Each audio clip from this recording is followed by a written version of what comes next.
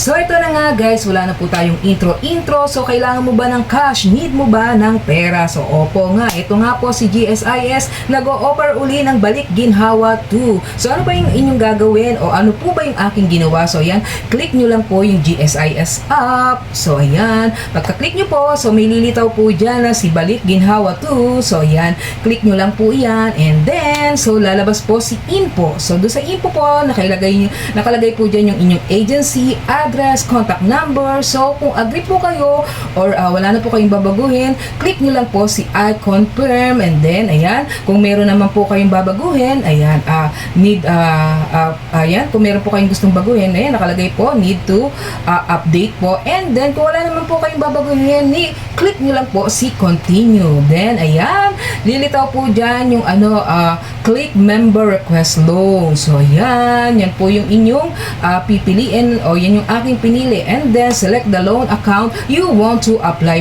for. So yan, may nakalagay po dyan multi-purpose loan. So alam nyo guys, ayan po, po dyan yung niloan ko po, nag-apply po ako nung Balik Ginhawa 1 nung last April 7. Opo, April 7 ko po siya in-apply. So may nakuha po nga akong amount doon. So yung 3 buwan na hulog ko po doon sa aking loan, nakuha ko nga po. So mga 2 days after lang po. So nauna ko pang siya guys, na-withdraw doon sa aking na-withdraw and then tsaka po dumating si notification na okay na po. So yan. So ito yung check ko po dyan is yung pangalawa po. So ayan, the multi-purpose loan. So yung isa kasi parang lang po yun, nakalagay po update lang po yun na last April 7 nga po nag-apply po tayo nung Balik Ginhawa 1 and then ayan, meron po ako uli na refund amount for 3 months ko. So kung agree po sa inyo yan, may mababasa po kayo dyan ng mga amount po ng inyong ng mga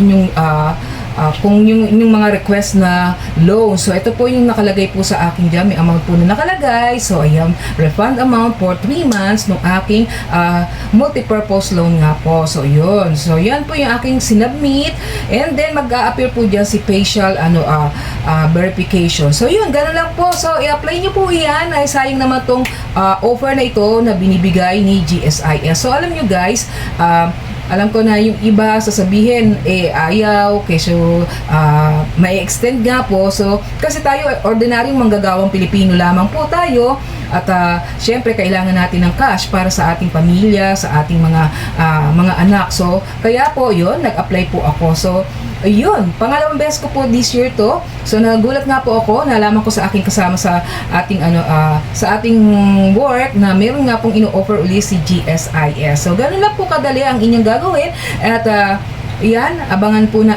nyo lang po sa inyong sa inyong card na makukuha nyo po yan. Nung nag-apply po ako nung 1, napakabilis lang po at sobrang dali ko lang po na nakuha yung aking yung Balik Ginhawa 1. So ito yung ino-offer ni GSIS na yung kung ito nga pa po pala, kung ikaw ay maraming loan sa GSIS, so nung first po kasi, yung ibang kasama ko po is may mga iba silang loan, may mga policy loan, so iba't ibang loan kasi ako kasi isa lang po yung loan na niloan ko doon, multi-purpose loan. So nai-apply po nila doon. Meron pong mga doon, meron po doon na kapag hindi naman pwede, naka-blurred po siya.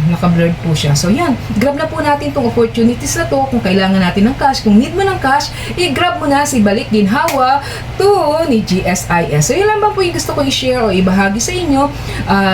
Itong binibigay ni na to. So alam ko na yung iba merong may ayaw, so respect po natin niya, pero sa ating kailangan natin ng cash, yan, grab po natin niya. Kasi sabi nila ma-extend daw ma-extend yung inyong loan. So yung mauusog naman po yung date, mauusog lang naman po yung date ng inyong maturity ng inyong loan, pero yung deduction the same din naman po. So yan, ginrab ko na kasi kailangan nga po natin ng cash. So yun lamang po.